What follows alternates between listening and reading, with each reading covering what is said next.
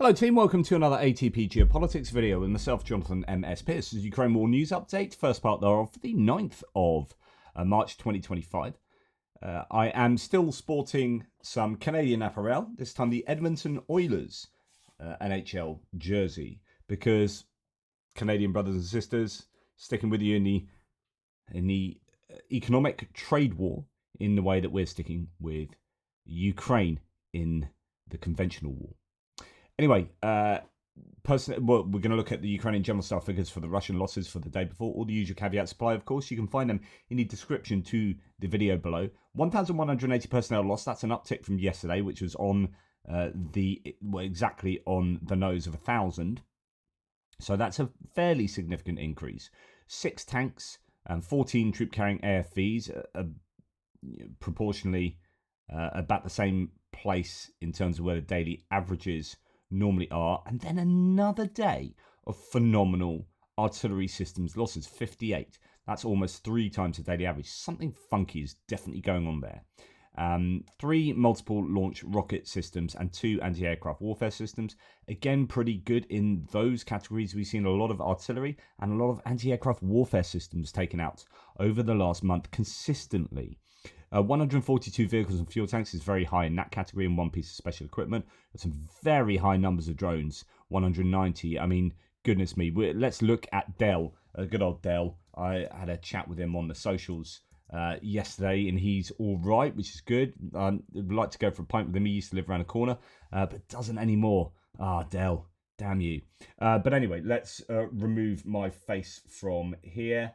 Excellent. Okay, now we're going to look at the data first of all and just see whether there are any significant numbers over the last sort of week, month and whatnot, because we have 7-day rolling averages and 30-day rolling average. So yeah, unsurprisingly, drones 30-day rolling average actually dropping the 7-day rolling average because we had a couple of low days, which we can see here.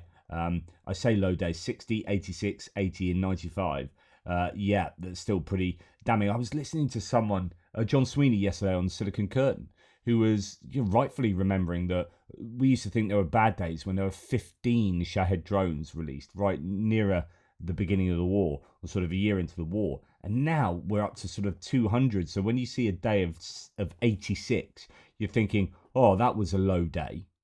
Absolutely phenomenal. 217 drones sent in. Loads of drones that are intercepted, not those that are sent in, remember. So there will be higher numbers for all of those entries on that list. But there you go. So that's just what I wanted to show you. Remember that data list that Dell provides, the presentation of all of these stats every single day over the course of the war.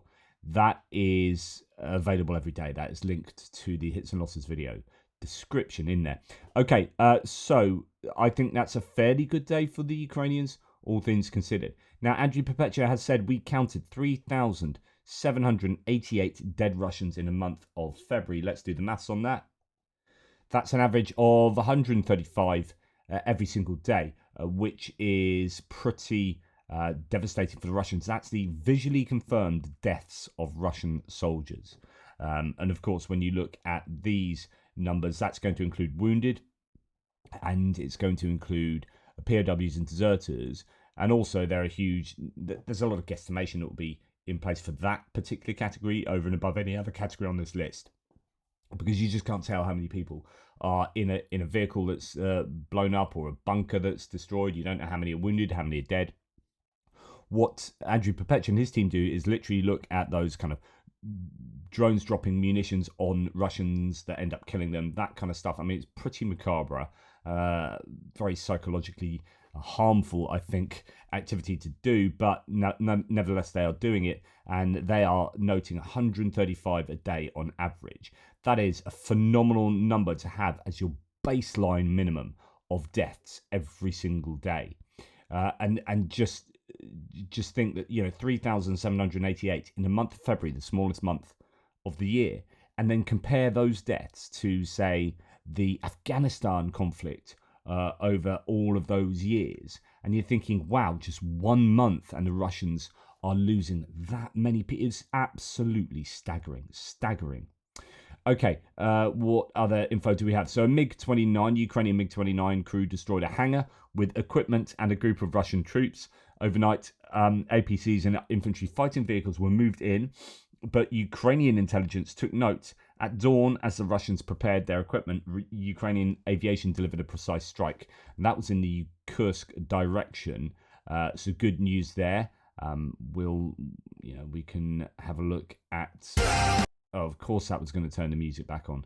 It's on mute and I press play. That should just play it muted, right? But no, alas, that's not to be. So here we have somewhere in the Kursk direction, and the building there. It's quite a big building, a hangar there, and it's nothing too but you can see it suddenly. Get hit, and then actually the whole thing collapses. So if that is a hangar with a whole bunch of equipment in, and there's an explosion there, then you can imagine it's going to be in a pretty dodgy state after a building collapse like that. Okay, here's burnt equipment in a Cross direction. Just gives you an indication of the sorts of equipment and scene damage that you see, and the scenes that you see so often around these frontline areas, these roads of death, where vehicles are just absolutely hammered. Now, the Ukrainians have been put under this kind of pressure on their logistics roads into the Kursk area, and we're going to talk a little bit about Kursk in a minute. In fact, right now, War Translated says the situation in Kursk region looks somewhat concerning overall. So remember, we had claims yesterday that they were withdrawing from Kursk, the Ukrainians, and then the the Ukrainian MOD came out and said, no, we're not, we're stabilizing it. And people are like, not really sure what's going on. Situation in the Kursk region looks somewhat concerning overall. It's clear that the Russians will exaggerate any of their achievements as much as possible. It's also not worth discussing the feasibility of the operation without an expert understanding of the situation. The fact remains that for 8 months, the Russians were unable to dislodge the defense forces from the bridgehead, despite using all their best reserves and even sending thousands of North Koreans into battle. However, it will be interesting to understand whether Washington has had any hand in the current situation. Who knows, but it seems rather suspiciously close to the recent news about Russians using Western satellites and Ukrainians being cut off from them, that the Russian counteroffensive began. So first of all, we know that, this is now common knowledge, that the Ukrainians are being cut off from satellite imagery and intelligence from the Americans, allowing them to do offensive operations. Kursk is seen as an offensive operation. They will have no American satellite imagery to do that. Indeed, what else are we hearing? So let's bring this one in now, because I think that's probably relevant. The Institute for the Study of War claims that Ukraine does not use HIMARS or ATACMS in Kursk, suggesting a US intelligence void. Russian forces have intensified their Kursk offensive as Ukraine's precision strikes remain inactive. The Institute for the Study of War is linking the shift to suspended US support. So the Institute for the Study of War and many others are saying, look, the Russians doing well in Kursk is as a result of the Americans pulling their intelligence from the Ukrainians. It's absolutely despicable. Again, I'm going to say it's despicable. The Americans are preferring Ukrainian soldiers die than Russian soldiers die to force a negotiation. They are functionally on the side now of the Russians, and some are even saying providing the Russians with satellite imagery. I have no evidence of that, but this does the same thing, right? You've got a position here, and the American lack of intelligence to the Ukrainians pushes that position there, which is exactly the same as if the Russians had access to American intelligence. It's still going to shift it that way. You're functionally helping the Russians. That's the point. You're functionally helping the Russians and disadvantaging the Ukrainians. The Americans have switched sides. I'm reading a book. I'm listening to a 2017 book by Luke Harding, who's an excellent journalist, called Collusion, about those early claims of Russian collusion in the American government, which many sort of MAGA Republicans say, oh, Russia, it's no collusion. And then you had the Robert Mueller report. And the Mueller report couldn't look into collusion. And it admitted that, but it said there's plenty of evidence, blah, blah, blah. And people misread what the Mueller report says. Well, Luke Harding looks at a lot of this data and looks at the compromise in the Trump administration, that's Trump 1.0, people like Carter Page, just absolute outright Russian compromised people at the heart of the foreign policy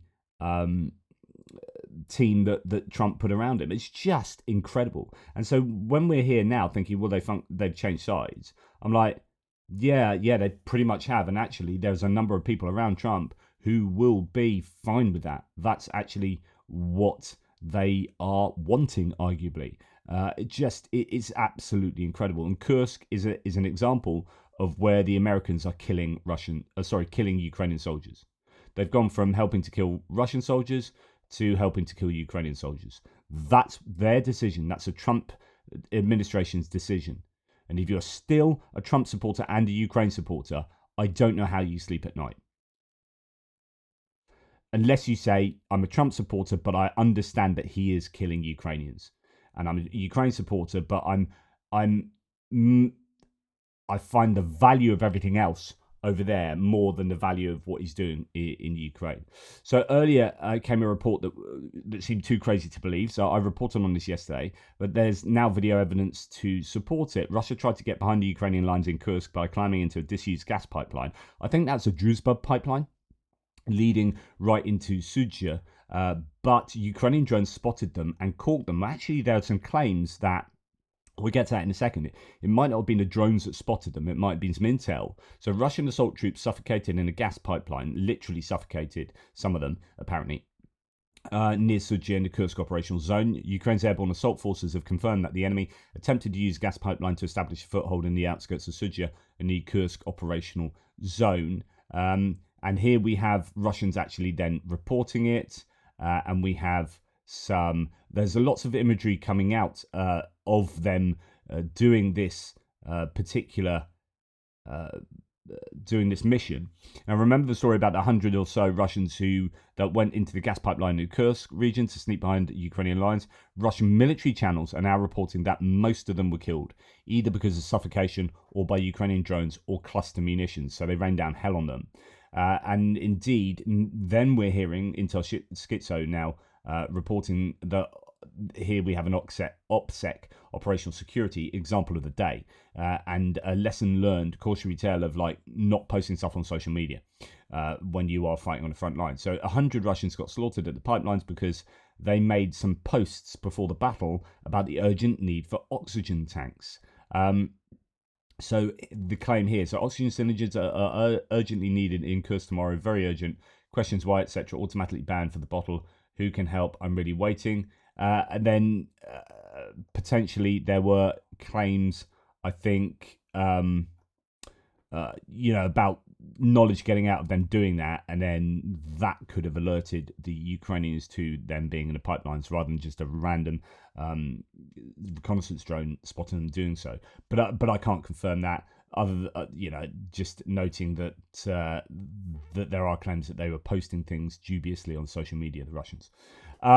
Now, talking about Kursk, though, in general, Andrew Perpetua, who has a close eye on all of these activities, looks at an awful lot of footage, is suggesting that Ukraine actually is withdrawing from Kursk. Other people disagreeing, saying, hey, look, they're still blowing stuff up in the Kursk region. Here's a column of equipment getting destroyed, and Sudzha and pipelines, and etc., etc. But I would wonder whether it is given how much the US is harming the Ukrainian salient here, harming their ability to hold on to these positions. If they can't use satellite imagery, they can't use, I don't know if it's affecting comms, they can't use HIMARS, they can't use ATACMS, then this is just a disaster waiting to happen that will end in Ukrainian soldiers dying in huge numbers, and that's precisely because of what the US is doing. I think it's absolutely unconscionable.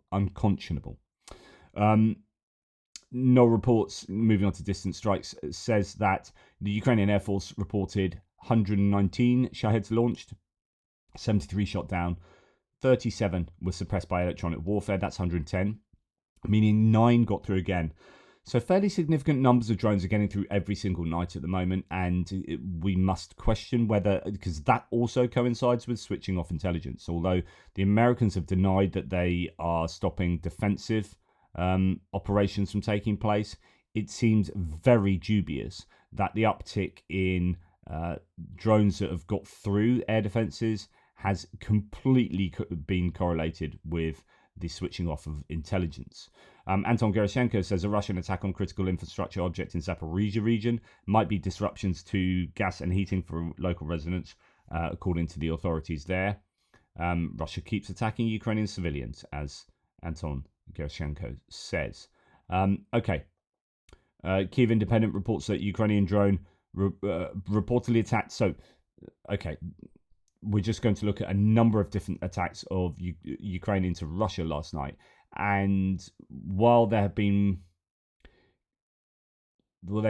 evidence every single night that the Ukrainians are doing fairly significant attacks into Russia and occupied territories. Like, for example, 2 or 3 nights ago, it's like explosions all over Crimea.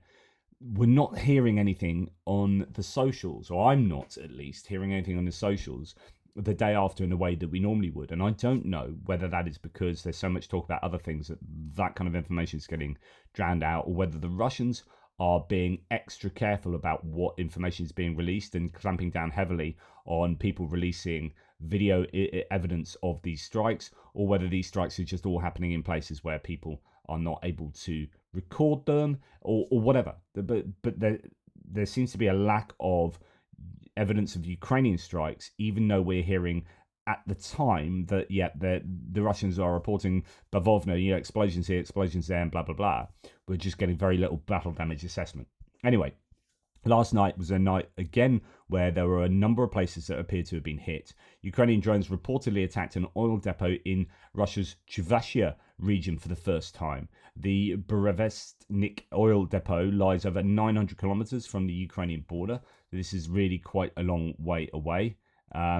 Is it on my refinery bingo card? We have Ukrainian drones striking Voronezh, Lipetsk, Rostov, and Koronovo, which is in Kursk. There you have at least 4 regions there being hit. Precision strikes hit Novolipetsk steel plant, sparking a fire. So that's going to be either making steel or using steel to make it's a metallurgical plant. I don't know if there is any manufacturing going on there, but that's going to have an impact on the on Russian manufacturing, and therefore you would imagine the defense industry. Ryazan oil refinery is also targeted yet again. Governor claims that everything is under control, and that's fairly common. We get that sort of we shot everything down claim from the Russians, but we just don't know whether that is indeed the case. More drone attacks in Russia, says Tim White last night. Rumors are that a distillery may have been hit in Butulinovka. So distilleries aren't sort of the Ukrainians aiming for vodka distilleries in the hope that they undo Russian society by destroying their manufacturing of vodka. But these chemicals are used in explosives, and so that's why you'd hit somewhere like that. And that's in the Voronezh region, and in Lipetsk, air defense is working hard. Explosions are heard, so I could play you all these videos, but you get the point. And then Tim White adds that Lipetsk, there's a fire after explosions. The guy filming thinks it may be near the NLMK Metalworks plant in the city. Definitely not confirmed yet, he said there. Airports were closed down, etc., etc. I don't know if he's got anything that's just come out today. Got so much to talk about. Hey, busy night for Ukraine's drones. Dr. One also seems to have visited an oil refinery in Ryazan, so that's what we had heard previously, about 200 kilometers southeast of the Kremlin. This video, unverified, is said to show the RNPK plant being hit. So potentially quite a few targets there. Again, another video of the Novolipetsk metallurgical plant after the drone attack. We have 2 videos showing explosions caught on camera in Koronovo. So Koronovo is this place up in to the northwest of the Kursk sector, where the Ukrainians were trying to, they really wanted to take Koronovo. If they'd taken Koronovo, it would have been real serious trouble for the Russians. They couldn't quite do it, and then Koronovo got basically looted, even though the Ukrainians never set foot in it. They got to the outskirts, and it just proved that the Russians were just morally bankrupt by looting and not protecting their own. this is a town that they're sent to protect, and they ended up looting it. But anyway, a couple of strikes there last night, about 25 kilometers from Ukrainian troops in the occupied part of Kursk. So there still is activity going on in Kursk.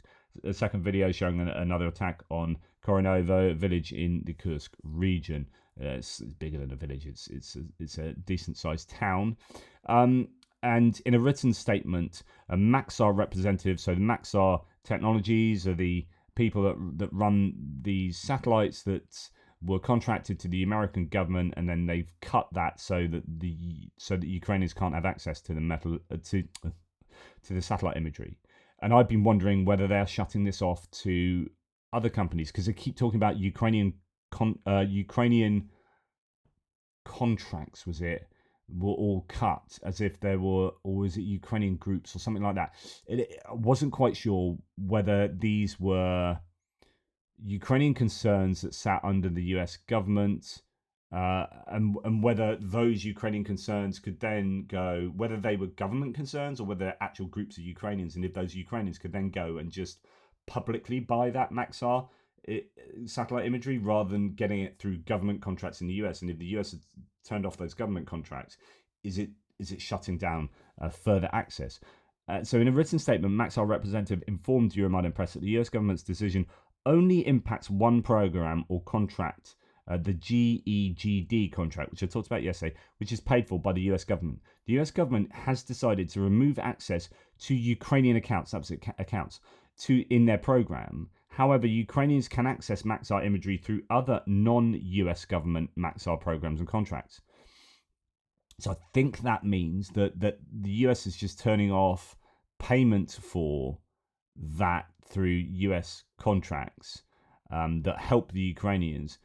But the hint is that the Ukrainians could still get that satellite imagery if they pay for it in other ways, or got it in other ways. But certainly needs even more clarity, I think, there. Now, when I keep saying I wake up every day and wonder whether the US has done something that's made matters worse and are acting even more despicably, when I say the US, I mean the Trump administration, and every day it's like, yep, they are. Well, here's today's one where it absolutely blows my mind, and it's just like, you guys have changed sides. It's just insane. So Trump has expanded his war against Ukraine, says Jane Kiev, remotely cutting off vital electronic interference equipment on Ukraine's F-16s, according to news.online.ua. Trump is merely Putin's whore, he said. So the US is ending support for Ukraine's F-16s, but there is a way out, say them. Just goodness. If that's true, oh my goodness. Pinch of salt and all that. The US says Edward Hunter Christie, I'm interviewing him on Wednesday, the US has cut off support for the electronic countermeasures of Ukraine's F-16. Sadly predictable. I think many analysts were thinking it without saying it for fear of appearing to suggest it. Sorry, Lockheed Martin, I will henceforth have to recommend that nobody buys your aircraft. The US doing this is all the more galling, given that 100% of the F-16s given to Ukraine were given by European allies, many of which were already committed to the F-35 as a replacement. So this is a case of the US preventing European military aid to Ukraine. Note that even Biden had played that game by preventing Ukrainian strikes on Russian territory using British and French Storm Shadow or Scalp, e.g. cruise missiles, but disabling important functions on the F-16s is a new low. America cannot be trusted. Nobody can afford to depend on their military equipment. And it's just absolutely, it is galling. Now, on that note, the Germans may be waking up to this. As I reported earlier this week, said Tim White, Trump is not only a traitor to Ukraine and Europe, he's killing the massive arms industry in the US. Today, Germany seems to have woken up to the reality that, as one expert confirms, there is a kill switch to disable its US fighter jets. So Handelsblatt is reporting, could Trump prevent German F-35 fighter jets from taking off? From 2027, the modern US jet will form the backbone of the German Air Force, but the Americans would have considerable influence on the operational readiness of the stealth aircraft. And then, the build here is talking about kill switch on the F-35, and you're getting articles that are very sort of critical of the soon-to-be German dependency on the US for their arms. So it's all backfiring for the US in a larger larger scheme of things. And all I can think is that Donald Trump and his administration is just so compromised by Russia that they are just not caring about long-term ramifications. They don't care about the US defense industry in 20 years' time. They care about transactional engorgement, and all I can think is that because everything looks identical as if you were fully Russian agents controlling the American government to greater or lesser degree. What they are doing now would be exactly what you'd expect them to do if they were Russian agents. And therefore, I think it's plausible to suggest that there is compromise in the American government, right at the center of the American government. And for those in the Department of Defense, where this would be an anathema, I just, my heart goes out to those people who are just like, what the hell are we doing? We appear to have changed sides, and what do you do? If you stand up, well, I would hope that there are people in the Department of Defense that would stand up to this. And yeah, they're going to be purged and they'll lose their jobs. But it can't be that you can fill all of those jobs across the entire Department of Defense with like pro-Russian shills. Surely you can't do that. But there has to be a moment at which, a tipping point at which the American structures in place stand up and say, no, this is not cool. Can we stop doing this?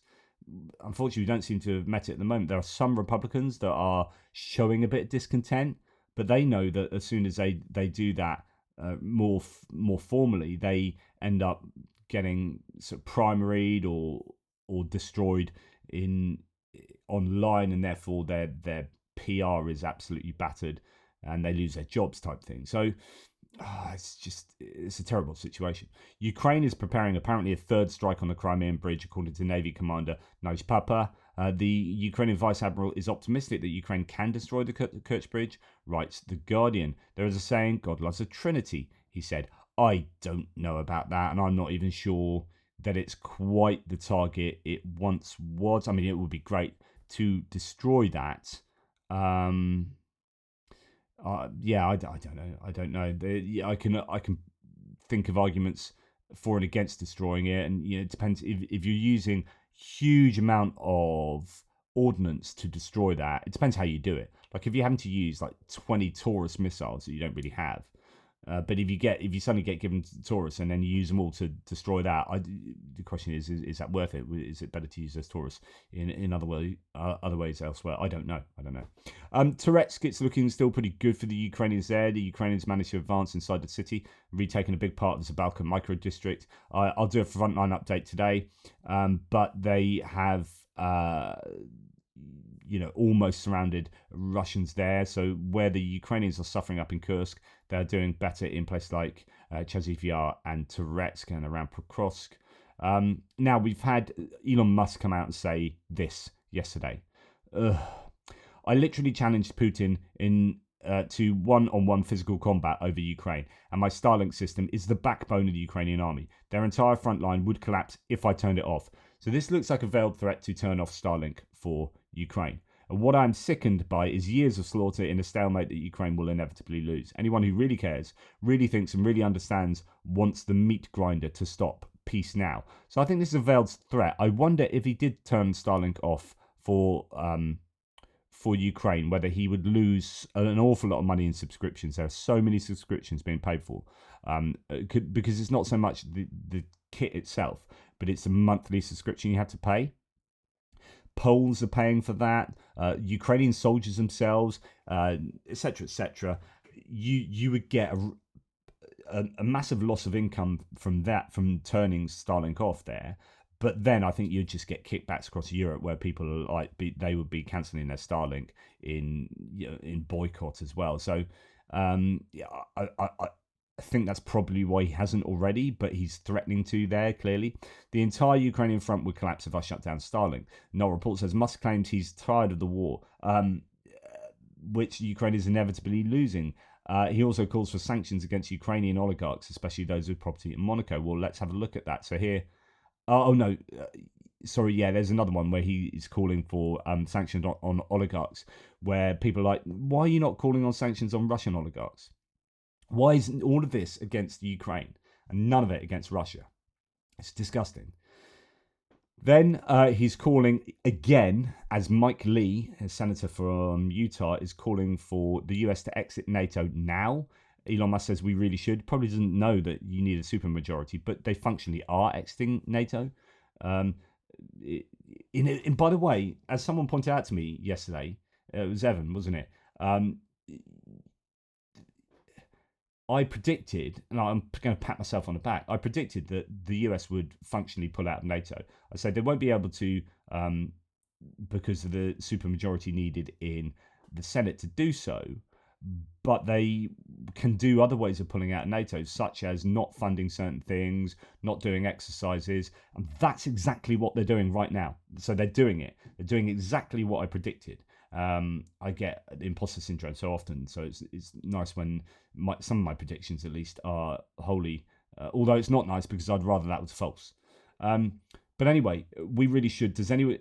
Doesn't make sense for America to pay for the defense of Europe. It just doesn't understand geopolitics or NATO, I think, anymore, and the fact that that's changed massively in the last year. But just doesn't understand what the US get back for their presence in Europe and for paying for defense and all the industrial strategy that's built around a massive expenditure on defense and has been for so many decades. Elon Musk just doesn't understand any of this stuff. Musk meeting his daily quota of parroting Russian narratives, platforming members of the Russian government's paid influence program, and ripping apart Western society. And because I quite often talk about shadow tankers and whatnot in this section, it's worth noting as well. So this is the other thing, like the F-16 blocking that stuff. And this is the other news that we're hearing, that the US has joined Russia. So the US has blocked Canada's proposal. So Canada, in charge of the G7 at the moment, or presidents of the G7, that Canada had proposed to create a G7 task force to monitor the enforcement of sanctions on Russia's shadow fleet. US has blocked that. They don't want to monitor and sanction Russia's shadow fleet. The US does not want to do that. They've blocked the G7 from doing that. US wants to water down the language around Russia in a joint G7 statement as well. They are pushing to exclude the word sanctions and to replace the words Russia's ability to maintain its war with earn revenue. Instead, Washington is pushing for stronger language around China in the statement. What is going on? They have to be compromised. There has to be just agents. There have to be agents that are just working for Russia in the middle of the American government. Because nothing else makes sense of all of this insanity that is going on.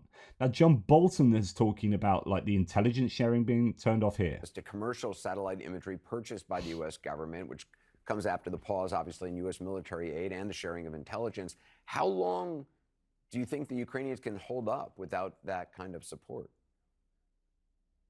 Well, and it's a question of what other NATO members may be able to supply them. I think it's really despicable to stop providing the intelligence to Ukraine. This is all part of how Trump does business. It's all personal. I know this is hard to understand, that people think there's some policy behind it, but it's not.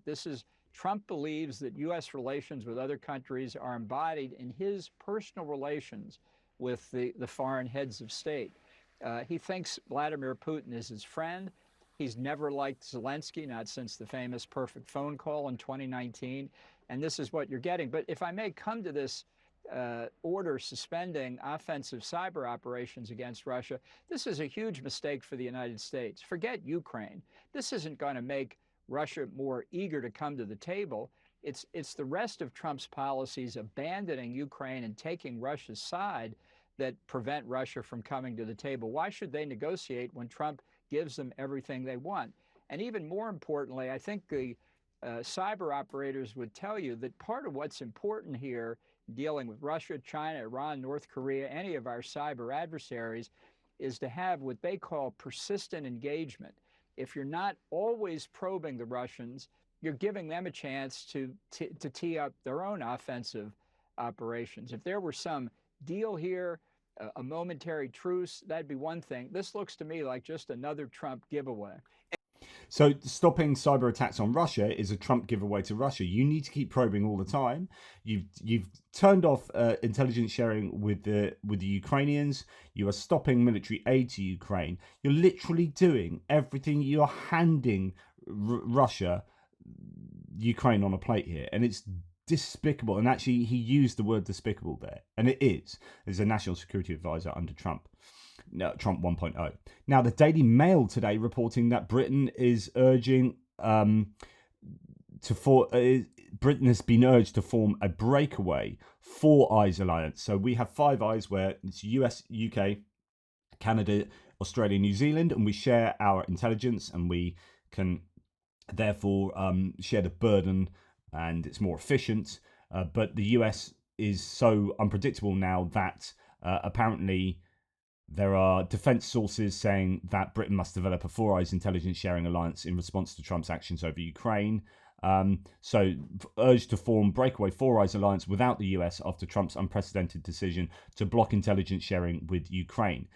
You've got the Daily Mail just going hard against, and Andrew Neil, just a super conservative journalist and commentator in the UK, wrote a massive piece absolutely lambasting Trump.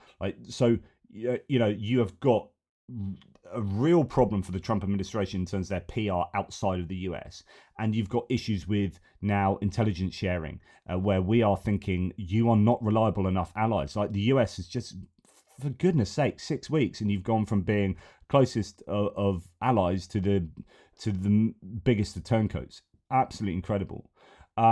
US insists on softening the wording regarding Russia in the future statement of the GN foreign ministers next week, and rejected that shadow fleet thing. So, right.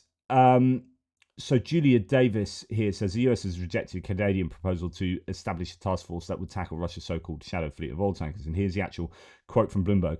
US has rejected a Canadian proposal to establish a task force that would tackle Russia's so-called shadow fleet of oil tankers as the Trump administration reevaluates its position across multilateral organizations, according to people familiar with the matter. Canada, who holds the year's revolving G7 presidency, will host the summit of foreign ministers in Charlevoix, in Quebec, next week in negotiations to formulate a joint statement on maritime issues. The US is pushing to strengthen language around China while watering down wording on Russia, said the people who asked not to be identified, etc., etc. Now, it's worth noting that usually I think the president would go to that meeting, but interestingly, because the president's now a felon and on sexual misdemeanors or worse than that, he is arguably not allowed to go to Canada. Like, Canada could refuse Trump, so Trump might not go to that. It'd be funny if they did. And you quite often hear this.